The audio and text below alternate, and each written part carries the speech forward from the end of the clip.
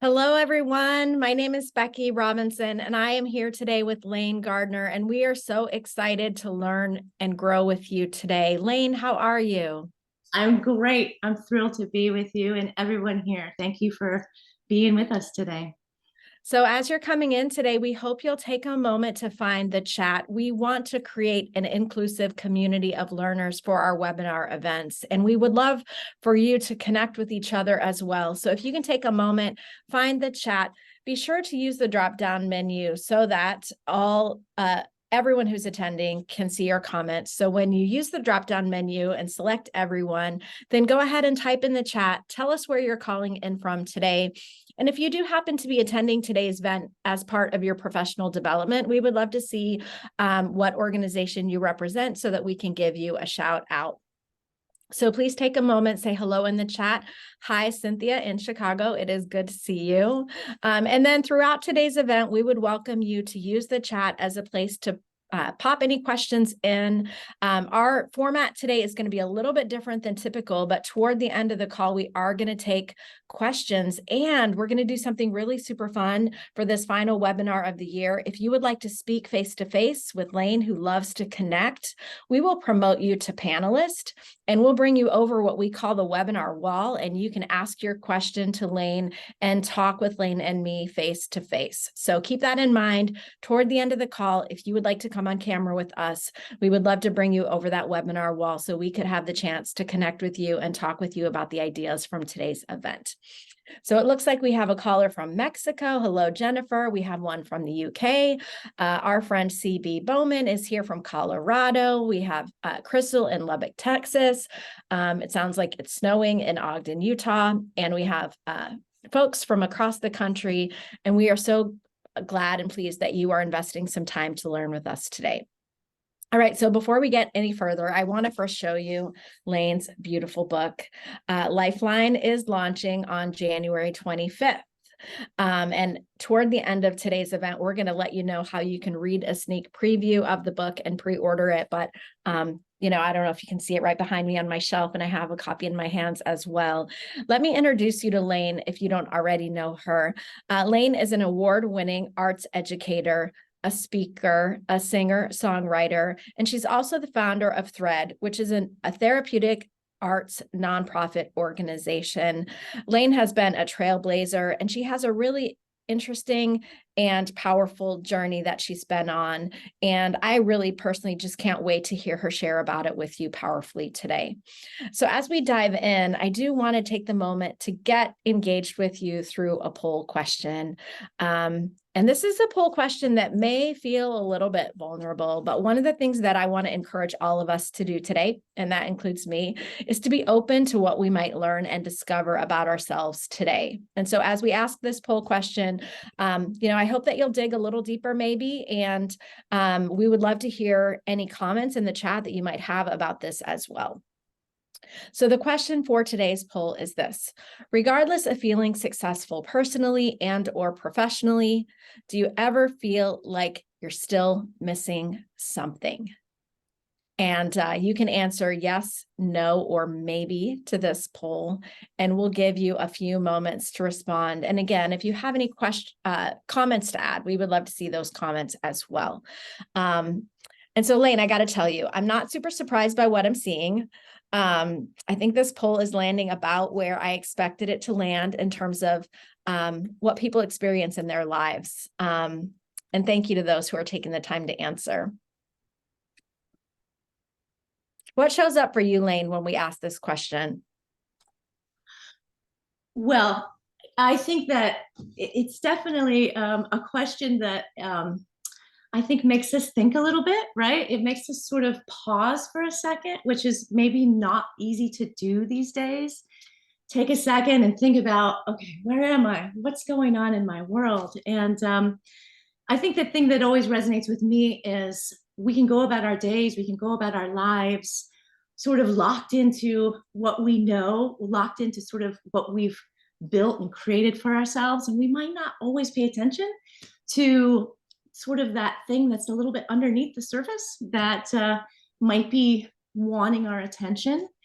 And so I'm really curious to see sort of where we're landing with this, because I think if we all are sort of encouraged to take a second and think about it, I think that we can probably all recognize that on some level, yes, there is something that we're still missing, that we're not quite sure what it is. And actually, here it is. It's popping up on my screen right now. Okay, Yes. overwhelming yes. Overwhelming yes, 83%. Yes, and only one person saying no to that question. So thank you for those who took the time to share. And I'm going to turn things over to you, Lane. I know you're going to share with us some background and some ideas, and I'll be back for some conversation with you. And then after that, we'll have some conversation with our attendees today. Yeah, yeah. Well, thank you, Becky. I wanted to just share a little bit with you, sort of about my background, a little bit about what I have sort of built and developed and facilitated for over 30 years with the power of creativity. And I think I just want to start out by saying that, you know, life has a funny way of making you forget what you know, you know. I truly believe that each of us is doing our best to live our best lives, to find happiness and fulfillment, to love our nearest and dearest, to handle our responsibilities. I think we inherently strive to feel good, right? About ourselves, about our relationships, our work, our play. We try to create a life of value, of meaning, of service even. And perhaps we even hope to leave a legacy to make the world a better place. I mean, at the end of the day, I think we all just want to feel good, right? Do good and make good on this one precious life that we have, right? But I've always wondered about the pieces and parts of us that quietly ache, that seem just out of reach, just under the surface of our lives. And they're never quite audible, but they're also never quite silent. You know, I've spent countless years courageously trying to build a life that I could be proud of, developing my talents, building my businesses, helping others, seeking adventure, finding beauty as best I could. I worked really hard and I dreamed really big, and I risked a lot. And I was always sure that if I just kept pushing, that I could get to where I wanted to go, to find this life that finally felt fulfilling, you know, to feel this joy that I was seeking. And of course, to experience some relief from this ache that I was craving. But it never came. The fulfillment, the joy, the relief. No matter how hard I worked, how much I crafted and cultivated all these areas of my life, I still felt this ache, this undefinable, indescribable feeling of something missing. And even though I was succeeding on the outside, I struggled with anxiety, depression, overwhelm. I had panic attacks, feelings of paralysis, and a sense of being completely alone. I read a million self-help books. I spend way too much money on psychic readings. And I wore a deep groove in the cushions of my therapist's couch for nearly 2 decades of inner work. And what I came to realize over time is that what I was missing was me. Pieces and parts of myself that had been buried, cut off, dismantled, negated over the course of my very difficult life. And even though I was scrappy and I was smart and I was determined to rewrite the narrative of my impossible journey, I came to realize that I was only working with part of my wheelhouse, part of my inner resources, part of my gifts and talents. See, I was raised in a fundamentalist religious cult.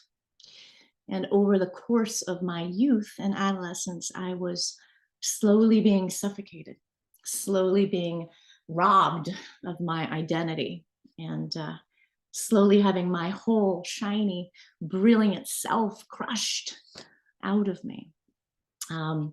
And even though I bolted out that door at age 18 and never looked back, the damage lived on inside me, unbeknownst to me.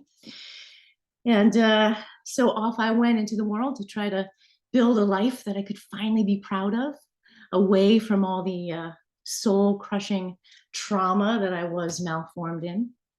But I had no idea how all the beautiful, shining treasures of myself that I lost in my early life were actually the keys to my fulfillment, my joy, and my relief. Now, I would imagine that most of you here were not raised in a cult like me, and your story might not be as extreme as mine, or it could be even more harrowing, God forbid. But I think no matter what our individual stories are, I've come to believe that that quiet ache in each of us may originate from missing parts of ourselves that we don't even know that we lost. That how life happened to us, the events, relationships, family dynamics, generational wounds, insert your own story here, resulted in us becoming smaller and misaligned and forgetful of this whole shiny, brilliant self that we came into the world as. And not on purpose, but out of necessity, out of pure survival, and perhaps out of pressure to become something or someone else. Life has a funny way of making you forget what you know? And the symptoms of this forgetting could show up in a variety of ways. I think for many of us, this quiet ache can affect our mental health, bringing struggles with anxiety, depression, struggles with addiction to substances, overworking, over achieving, escapism. Some of us feel stuck, overwhelmed, empty, alone, And even though we might be succeeding on the outside, I believe that this quiet ache could be a clue that we have undeveloped inner resources, not accessing our inner assets, beautiful shining treasures of our inner life, just waiting to be uncovered, recovered, and discovered, just waiting to be remembered and reclaimed. So you may be wondering, well, how do I even remember these things if I don't even know what I'm missing, right? Well, I believe that each of us has a unique, one-of-a-kind toolkit, a superpower, in fact, to help us reunite with our true essence, our whole selves, our singular brilliance. And that superpower is your creative expression. Now, I'm not talking about being an artist. I'm not talking about becoming the next Picasso or the next Beyonce. I'm not talking about turning out works of art for public consumption. I'm talking about using your creative expression as a tool to uncover, recover, and discover more of the one and only you, your unique fingerprint, your distinctive form, your singular voice, your one-of-a-kind, brilliant self. Now, I would just like to say that in the 30 years that I've been facilitating and developing this work, this is about the moment when the panic might set in. And you might be thinking to yourself, what, creative? Hell no, I am not creative. I am not artistic. Play is for children. Everything I make sucks, right? I get it. And you are so not alone. So many adults feel this way. One way or another, we tend to lose permission to inhabit our creative voice, our creative spark as we grow older. We start to see it as silly, as frivolous, as perhaps even terrifying, right? But can you remember feeling alive, vibrant, confident, more connected to yourself as a kid when you were creating, playing, singing, dancing, imagining, right? We encourage kids to be creative because we know it helps them uncover their gifts and talents. It's how they learn to make sense of their world. It's how they discover their true essence and imagination. So, what if we could use our creative expression now as a pathway back to ourselves?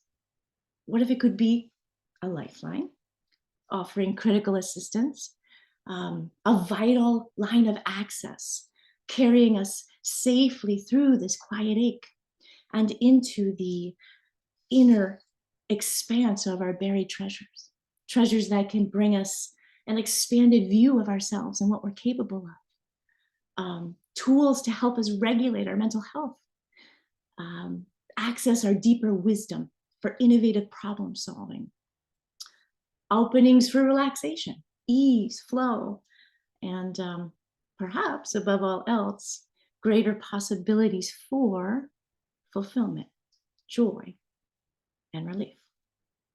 So, how do we do this? How do we use this superpower, especially if we don't even think we're creative?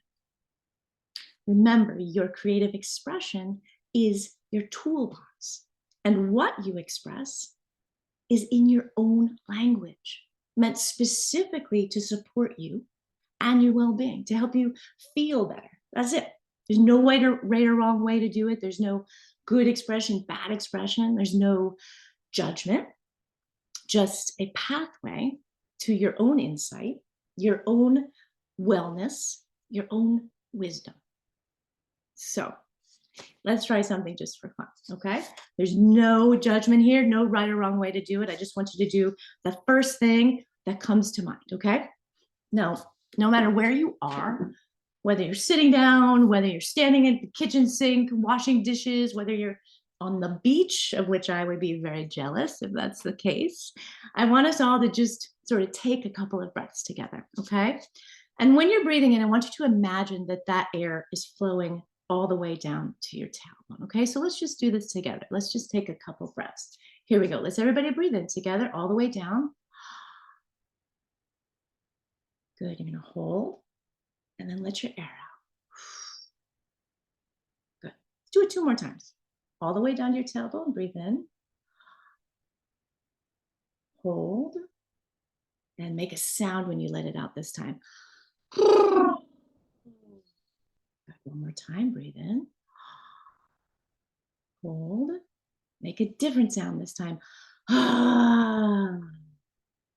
Good. Now I want you to shake your right hand. I want you to shake your left hand. I want you to shake your right leg and your left leg. I want you to shake your whole body and make a big sound. Okay, now I think we can probably relate to this scenario. I want you to take a second and I want you to imagine that you've just received a frustrating, maddening email, okay, from a colleague, a supervisor, a family member. And as you're reading this, you're starting to feel sort of the flames of rage and anger start to ignite inside you, okay? Now I want you to close your eyes and I want you to just feel what that anger and those fiery feelings are feeling like. And I want you to identify, where are they in your body? Is it in your jaw? Is it in your fists? Is it in your belly? And in your imagination, I want you to see those fiery feelings starting to turn into hot molten lava, okay? And you're gonna let that molten lava start to flow out of your fingers and onto the surface in front of you, whether it be your desk or your lap, and you're gonna let that feeling come out as sounds with your hand. So you can bang it on your desk, pound it out with your fist, just let it come out just the way it feels in your body. Let it start to flow out of your feet. Good, now everybody take a breath. Shake off that anger and let's go the opposite direction, okay? Let's create a scenario where you're feeling joy, okay? Take a second, close your eyes again, take a breath, and I want you to have a moment of joy, okay? A recent memory of joy. And same thing, where is that joy in your body? Is it coming out of your heart? Is it coming out of your eyes, tingling up and down your spine? And I want you to imagine that joy turning into cool water, and it's flowing right out of your fingertips, and you're going to let it flow out onto the surface in front of you, just the way it feels inside you. It'll start to flow out of your feet now, that cool water. Good. Now everybody freeze for a second. Keep your eyes closed. I want you to take a breath. I want you to stay with that inside feeling and notice the shift in your body. And take a second just yourself and give that inside feeling a word or a few words to describe the shift. Now, I want you to open your eyes, and I want you to congratulate yourself for using your very own one-of-a-kind creative expression toolbox to help yourself feel better. Bravo. I mean, seriously, thank you for trying something new and a little bit wacky, right? But really, you just used your creative expression as a channel to open your imagination, to create some space and some flow within you. I know it might sound simple, but these kind of quick and easy tools are actually putting you in touch with your essence, the part of you that lives beyond your roles, your job, your title, your goals, your expectations. These kind of creative tools can actually help us get beneath the surface of things and animate parts of ourselves that already know how to help us feel better. Creative expression isn't only drawing, painting, singing, dancing. It's actually anything that puts you squarely in the flow of your imagination. This impulsive, make it up as you go along kind of flow. And this flow can help us get underneath to parts of ourselves that we don't always know how to get to. I mean, think about it. Creative expression and human beings are the only species that use creative expression. I doubt that we're all here to become artists and be creative the way that it's often perceived in society, right? Each of us has had experiences, events, eras, and perhaps so many moments where something or someone derailed or crushed part of our true essence. That's life, and it happens all the time, unfortunately. This creative toolbox is actually your ally. This 24/7 built right in toolbox can be your support system, your guide to get you through the ups and downs of the journey, to help you uncover the fullness of yourself and help you live your fullest life. The benefits of creative expression are limitless, and so are you. Uncovering, recovering, and discovering your creative brilliance is your gift to yourself as much as it is your gift to the world. There's nobody else on this planet who brings the perfect combination of gifts, talents, skills, and passions in just the way that you do. There's nobody else on this planet who brings what you bring to the table. And there's also nobody else on this planet who can find the fulfillment, the joy, and the relief that you deserve, except for you. You are your greatest resource. And this superpower, this innate toolbox that belongs only to you, is your perfect pathway to reclaiming all those beautiful, lost, buried treasures within you, and also to remembering everything that life made you forget about the power and the potential of your whole, shiny, brilliant self. So thank you for listening to this.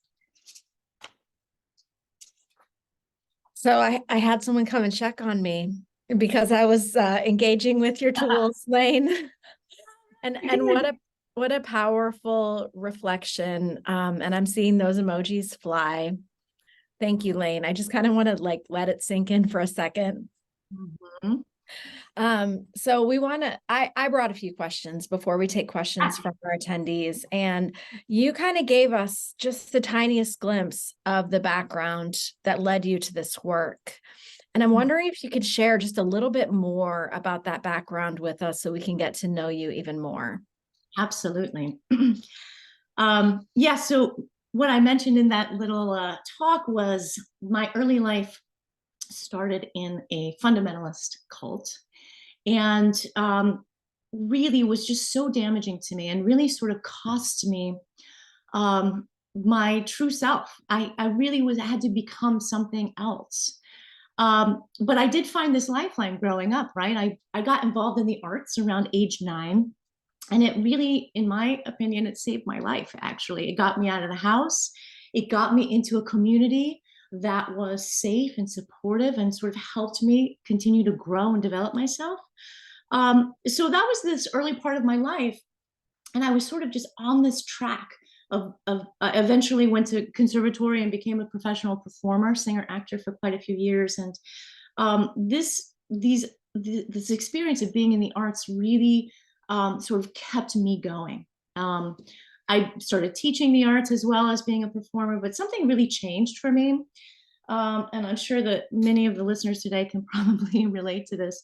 Something changed for me when I became a mom, when I was 30. Um, so many of my old traumas started coming up when I became a mom, probably because I didn't feel safe as a kid.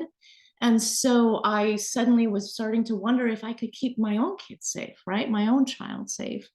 So I needed help. I had to get some help. I got into therapy. But one of the things that I also did was I started realizing that um, I no longer needed to use the arts to run away from myself. I needed to start using the arts to dig into myself and to help myself and to begin to put myself back together. So I started noodling around with writing songs. I started noodling around with all kinds of different creative outlets. And over time, I realized that this was the avenue for me. And I started applying it to the way that I worked with people as well, my students and clients that I was working with. And I sort of learned by doing and learned by watching other people's journeys as well. Um, but the funny moment I will tell you about sort of coming to write this book was that a friend of mine, who's actually, I believe, is on this webinar right now. She invited me to be on her podcast, and she asked me a little bit about this religious cult experience. And afterwards, she said, "You have to tell this story. You have to write a book about this." And I had such a reaction. I was like, "No way! I am not going there. I did my time in therapy. I'm not putting it out there." And it took me a while to come to terms with that. My husband was like, "Hey, let's think about this. Maybe we should reconsider, you know." And you know what I ended up realizing was that I was locking down a part of myself because it was painful, obviously, and also because I was embarrassed. I was ashamed of that early life. I didn't want that to be my life, right? And I didn't want to tell that story because I didn't want to own it. But once I realized that I wasn't walking my talk to the degree that I wanted to, that actually owning this story and telling it and weaving it together in this book with tools to help other people the way that I had learned for myself was actually the one thing that I really needed to do, right? Was to reclaim these parts of myself that were lost in that early life and that I just was refusing to deal with. And so by writing this book, by using creativity to write, I was actually able to heal myself and help myself on a deeper level. And that, there's pure just beauty and magic in that. And I'm so grateful that I gave myself that gift. And I hope that anybody who chooses to pick up this book and read it can also, like understand and know for themselves that that is such a gift that you can give to yourself as well. Thank you for sharing a bit more about the backstory, and what a powerful moment to have someone challenge you to write the book. And CB is writing in the chat that she's so proud of you for following through on her advice to write the book. So for those who are listening today, I know that when we sent out the invitations to this webinar, one of the things that was showing up for me was just this idea that we're about to wrap up one year and start a new year. And a new year can be a really, fresh time to re-examine our lives or to try some new approaches. So for those who might want to get started using the tools that you provide in the book, I'm curious if you could just talk a little bit more about why the arts have always provided the tools that can help people feel better and find meaning, and then also like deal with what some of us might be dealing with, and especially at this time of year, the stress and anxiety that comes up. So tell us just a bit more for those who want to get started. And thank you for helping us practice already. Yeah, absolutely. Well, so many of us, I think, participate in the arts. We go to galleries, we listen to music, we watch movies. Like, we're so used to having the arts be a part of our lives, even if we don't think of ourselves as artists, right? And that's okay. I mean, we don't all have to feel like we're artists to be moved by creative expression and be moved by creativity. And I realized that what I wanted to do to sort of just talk a little bit about historically how the arts have always impacted us, I've decided to read a little section out of my book here. And this is actually chapter 3. But let me just read this paragraph or two, and I think it'll kind of sum it up. It says, let's consider for a moment what creative expression and the arts have done for humankind historically. Whether in the earliest forms of passing down stories and cultural folklore around the campfire, watching a movie about an epic love story, reading a book about an historical event, listening to a song that makes you cry, or fixating on every brushstroke of that painting that stirs your core, the arts have always told the story of us. They've helped us know who we've been, who we've been, who we are, and who we could become. They've helped us understand ourselves and the world around us. They've reflected our shared stories and helped us feel less alone. And they've inspired us, created wonder and curiosity. They've told the truth and shined a light on our blind spots. They've connected us, lifted us up, carried us forward, and always, always, always make us feel somehow more alive. And I'd like to propose that they've also always provided a safe container for the human emotions within us, whether the elements of sound, color, texture, movement, language, they all have a way of wrapping the intensity of our experiences in a magical glow, a beautiful form that softens the edges and allows us to embrace them with less bracing against them. So that's just a little bit about what the arts have always done for us. They help us know ourselves. They help us to understand ourselves, while at the same time providing beauty and entertainment as well, And I think that, even if we don't think that we're creative, we're having a response to watching or participating in the arts means to me that we already have that inside of us, right? We're not just onlookers. We're actually witnessing and connecting to it because those experiences and those feelings are already in us. And that's the power of the arts that we all have in us. So talking about this idea of thinking about like, okay, well, I've never thought of myself as an artist, but I'm interested in how do I start to use creative expression to, start to feel better, right? Especially going into this new year where we all would like to have some self-reflection and some fresh starts. And I always say to people, start with the thing that you lose track of time doing, okay? Creativity doesn't only have to be, like I said in the little thing, painting, dancing, singing, right? It could be something that that's like decorating a cake, right? You lose yourself in making that beautiful and letting part of yourself flow out through that icing and onto the cake. It can be dancing in the kitchen. Put your Spotify on in the kitchen and jump around at the end of a long day and let some of that out, right? Singing in the shower, um, gardening, right? Rearranging your shelves. There's creativity in that, believe it or not, right? You're trying to figure out, how do you organize this in a way that feels just right? How do you put your just so imprint on this? And, creativity is meant to be an experience, a flow. And so anything that you do that puts you in that flow, that kind of takes you out of your mind and out of the stress and the overwhelm and the anxiety, is going to have this positive impact on you. And it's going to grow your sense of what you're capable of and what you can continue to do to feel better and better. So I love that all of these tools are so accessible and close anytime. And so if you're talking about, movement or singing, those are things that we can access wherever we are, and they don't cost money. And nor do they have to necessarily take a ton of time. So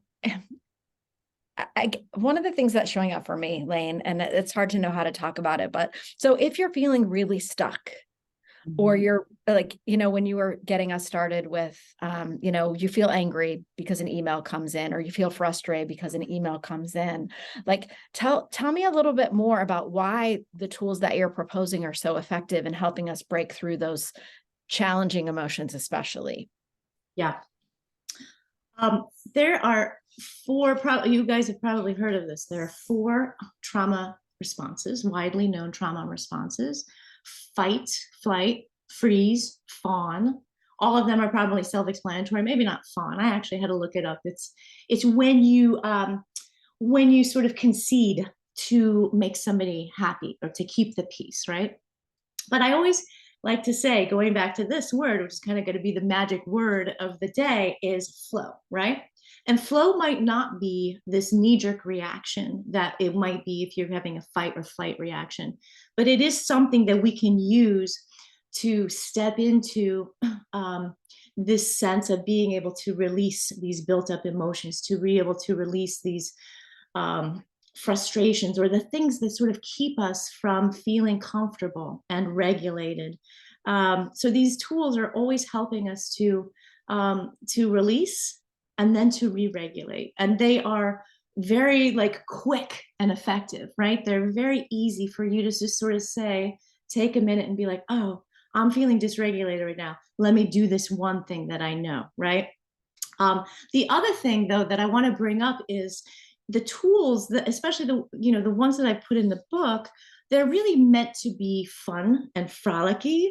They're not meant to be this like serious hard work, which I think a lot of times when we think about trying to help ourselves feel better, we're like, oh, I have to work so hard. I have to take myself so seriously, right? The beauty of creative expression is that it can sort of help to take some of the weight out of the struggle, right? When you put yourself in one of these tools and use this in a fun and frolicky way, it sort of helps to re-regulate even faster, because you're changing the tone of the experience for yourself while also discharging and re-regulating all at the same time. um, the last piece that I want to bring up, though, when we talk about this fun and frolickiness, I don't know if anybody felt this when I was taking you through some of this quick and easy tool, but sometimes we tend to second guess ourselves in the moment and feel like, oh, I'm so silly right now. This is embarrassing, blah, blah, blah, right? We have this kind of knee-jerk reaction to using our creativity, and we can start to be judgmental of ourselves, right? And we're dealing with our inner critic. We're dealing with the saboteur. Anytime we try to help ourselves in a way that kind of grows us and expands our ability, that part of ourselves tends to jump in. And so by using this creativity and this sort of flow experience, it helps us to sort of circumvent that judgment and circumvent that self-criticalness. And while we're circumventing that, we are discovering more about ourselves, and we're able to use these things in real time to feel better and to help ourselves get right back to what we were doing in the first place. That's super helpful. And, thinking about the fight, flight, freeze, fawn, and you're saying the creative expression and implementing these Mm. tools helps us get to something that's far more joyful, which is flow. And I love that. It's good that they all kind of go together too. It helps us remember. So creative expression has been such a big part of your journey. And for those who haven't had a chance to read the book, once they get it in January, they'll get to read more about that. But I'm wondering, what is it about the time that we're experiencing right now that led you to want to bring these tools to the world? Well, not too long ago, you may remember, we were in a global pandemic, which absolutely halted our lives, right? And, what's interesting about sort of where we are right now is I think most of us feel that on some level we're kind of returning to life, Um, but I think the impact of where we've been, right? So many people lost loved ones. So many people had incredible devastation to their lives as a result of this. And that experience, those experiences go somewhere, right? Even if we're able to step back into our lives and move forward again, which always feels like a relief. I think on some level we're only now just starting to kind of realize what happened to us and how it impacted us. And some of us may be wondering, well, like, where did I go in all this? The person that I was before this has changed, or the needs of my life no longer seem like they fit, right? Because we've been through something difficult, and that's always going to change us on some level. So I think that the timeliness of this book, it is a story of trauma, my story of trauma, which I think is very relatable.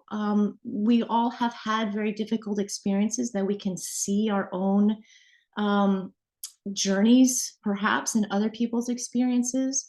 And so being able to offer what I've learned through this my traumatic life, and how I was able to sort of create and cultivate strategies and tools, I feel meets this moment right now where we're kind of out of the intensity, the immediacy of the trauma. And now we're sort of in this post trauma moment where we need to shift and grow and change. And we're kind of ready to do that, right? The numbers on mental health right now are astronomical. People are struggling so much right now, and it's a real crisis. And I think that, people are looking for ways to help themselves. They're looking for strategies that may be a little bit different. Not everybody is interested in traditional talk therapy. Not everybody feels like that's the right fit for them. Or on the other side of it, right, the number of people who are seeking therapy is far outweighing the number of therapists that are in the world to help them. So um, these tools, these strategies are such a moment for us to have an alternate way to rediscover ourselves, right? To learn about where we are now and what we might be missing and what we might need, and to move forward in life with a sense of realignment after such a difficult time in our lives. So I hope that Lifeline can not only, help readers see their own stories and their own journeys in my story, but I hope that it helps to realize that we're all sort of in this together, right? And even though we're working through things in our own way, in our own lives, in our own specific individual journeys, um, we need right now some really new and fresh and individual approach to our mental health. And I think that these tools are sort of the perfect fit for this moment in time right now. That makes a lot of sense to me, Lane. I think that, we started at the beginning of the session with a poll asking people, do you feel like something's missing? And I think what you're saying is the pandemic might have shifted our awareness of our lives in ways that we're feeling that gap more than ever. I agree. So now we want to shift to being able to take some of your questions. And I did see one in the chat earlier from Paul that I'm going to ask first, but we also want to give you a chance if you would like to be face-to-face and connect with Lane and me today. In the bottom of your Zoom panel, there is a reaction button, and one of the options is to raise your hand. So in the event that you would like to join us on camera, I'm going to invite you at this time to go ahead and use that hand raise function, which will signal to me that you'd like to speak face-to-face with us. And when you do that, I will promote you to panelist. I would ask that you keep your comments brief so that we can get to more questions and include more people in the conversation.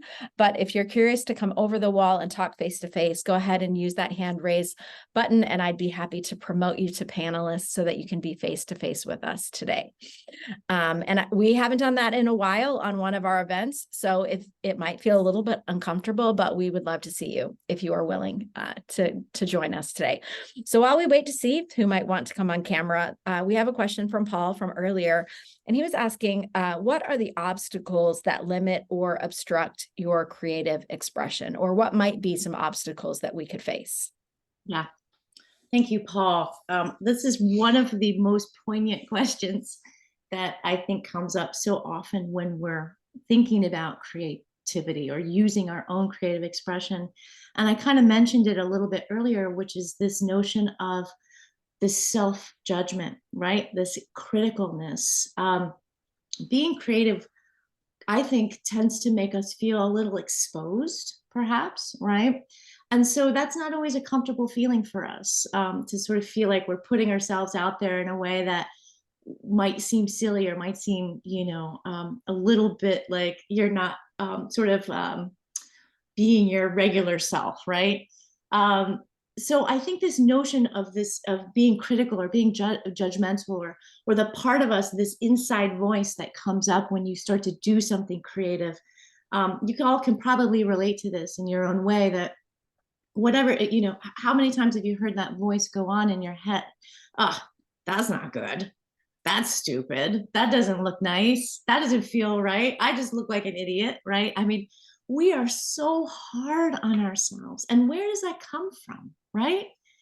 I mean, I think if we take a second to think about it, we can probably look back to pieces and parts, like I was saying in the talk, pieces and parts of our lives where something made us think, oh, well, gosh, maybe what I do isn't great. Maybe what I'm doing isn't brilliant, And so one of the things, and there's a whole chapter actually devoted to this in the book, of how do we work with the saboteur, the inner critic, the comfort zone that keeps us stuck and listening to these voices. And I think going through the process, and I do this in the book, I take the reader through, like, how do you identify the source of that judgment? And when you identify the source of that judgment, I mean, for many of us, it's probably a parent, a teacher, a coach, right? There's so many moments in our lives where we kind of diminished ourselves, or we were diminished. When you start to understand what that voice is and where it's coming from, what its origin is, then you can shut it down and you can say, actually, that's not me. That's not me. What I am doing actually is brilliant. And I'm proud of it. I'm going to keep letting it flow. But if you don't understand what's causing it and what the root of it is, it's always going to stay there. So, Paul, I love your question, because I think so many times we start to do something growthful, and before we even know it, this critic jumps up and derails us before we even get going with it, right? So I love this notion of thinking about, how do we investigate what that voice is? And when we know that it's something besides us, it's much easier to put it aside and continue with what we're doing. Thank you. So I forgot that I wanted to give people, before we went to more questions, just a quick note about ways to stay engaged with this content. And I want to say, Jennifer, I see you, and I'm going to promote you to panelist as soon as we're done with this quick break. And I can't wait to meet you. So a few things about the book. We would love to have you pre-order Lifeline today. At the current moment, you can only pre-order the Kindle book, but we have a special offer for you today. If you pre-order, you're going to have a chance to win one of Lane's amazing mugs that are in production that say, "Who knew you could be so brilliant?" which would be a wonderful reminder as you get up to start your day and enjoy your coffee to tap back into the brilliance of your own soul. So we want to encourage you to participate with that today. Pre-order the Kindle and you'll have that chance to win the mug. We also want to invite you to read chapter 1 of Lifeline at lanegardner.com. Lane has a newly designed website where you can find out more about her and some special ways that you could work with her with this content. And then finally, we want to encourage you to stay in touch with Lane on LinkedIn, Instagram, and Facebook, where she's sharing the journey to bring this book to publication, and she's sharing her insights on a regular basis, which I love. So really, we're going to be so glad to welcome Jennifer and then also Gloria to speak with us. Jennifer, I'm going to promote you first. It takes just a moment for you to come on over, and we are really looking forward to talking with you. Welcome, Jennifer. Please feel free to turn your camera on and unmute your microphone so that we can hear you. So we can see you. Can you unmute your microphone so we can hear you? Yeah, you need to unmute your microphone if you could. That worked? Oh, good. I just wanted to say I'm really blown away by what you're saying, because I've been teaching a workshop for 3 years called Mediating Trauma Through Creative Expression. Oh, yay. Using the arts and writing and movement and stories. And I say, trauma is a story that's forgotten how to dance, and we need to teach it to move again. And then we go through the workshop doing that. I'm just kind of blown away at word for word. What you're saying is almost what I say in my little booklet and what I say in my workshop. Sounds like we need to be working together.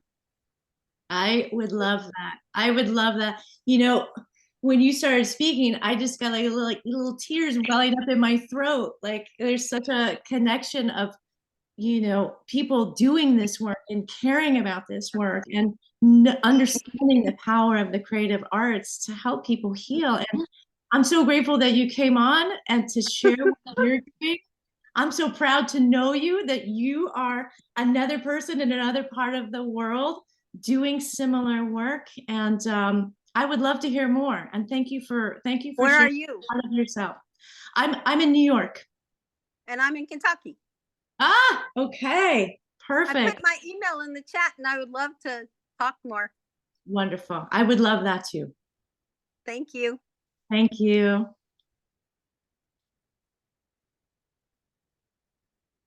Oops, thank you, Jennifer. Thank you both.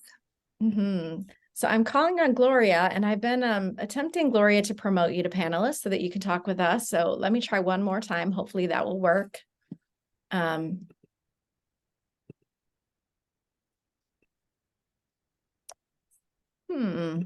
It's not behaving the way I would like for it to behave. Let me try one more time. Gloria, I'm having a little bit of trouble. So in the event that you have a question that you'd like to put in the chat, I'd be happy to ask it, and hopefully I can get Zoom to cooperate with me. So, and I would love to hear, Lane, while we're waiting, like, what does this look like for you day to day? So can you take us through a day and tell us how you're practicing these tools? Yeah, for sure. Well, one of the things I do, you know, when I wake up in the morning is I kind of just try to give myself a moment to be with my my sense of self, right? Like my body is, and my mind and my spirit. I sort of just try to like tune into what's going on. I don't know how many of you struggle with anxiety and trauma, but it's real. It really is. And it shows up in your body in such big ways. So I kind of try to start the day like that. I I always try to do some kind of movement. I love to put on music and dance. I love to put on music and just do stretching and yoga, whatever, anything that kind of helps me move my body and sort of move things through my body. One thing I talk about in the book, and I hope you guys will find this to be fun and not intimidating, is sometimes when I'm up here in my office and I'm working and I get stuck and I get frustrated and I'm like, I don't know what to do, or the judgment, I get my own, inner critic jumping in and saying, you don't know how to do this, you're so stupid, blah, blah, blah. Sometimes what I'll do is I will go to my piano, which is downstairs, and I am not actually trying to play piano at all. I'm not actually trying to make any music. I'm just going down there to just release and kind of pound around on the piano and get that feeling out, or tinkle around on the ivories to sort of let out the fear or the exhaustion or anything that I'm feeling. And so that's one way that I can help myself during the course of the day when I'm struggling, is just, and you don't even need an instrument to do it, right? You can have like a makeshift instrument, kind of like what we did in this little exercise where you can drum it out on your desk. So those are some things that I try to do. I work with clients, I work with students in schools. I also work with I work with community centers. We're running a great program through the nonprofit that I founded, running a great program with the LGBTQ Center here in my town. And so it's like you sort of bring these tools to whatever moment you're in, whether it's with yourself or whether it's with other people. And these tools can be adapted to whatever's happening. And I think that that's what I do on a daily basis. I feel like I'm navigating, say, okay, what does this moment need? Oh, I need this tool right now. What does this moment need? And that's the confidence that comes from starting to use these tools. The confidence that comes is that you know that you have these accessible to use whenever you want. And so you don't feel quite so, what's the word, like afraid that you can't handle it, because you've gained confidence in knowing that you've uncovered these tools that you can use whenever you need them. Thank you, Lane. Gloria, I don't know if you are able to unmute and ask your question. I have given you permission to speak, so if you'd like to unmute, we'd love to hear from you. In the meantime, I do have a question from Barbara, and she's curious how you overcome the inertia to do the toolkit. She's wondering, is reading the book a motivator to do that, or can it just be a cerebral experience without the tools? Oh, great question.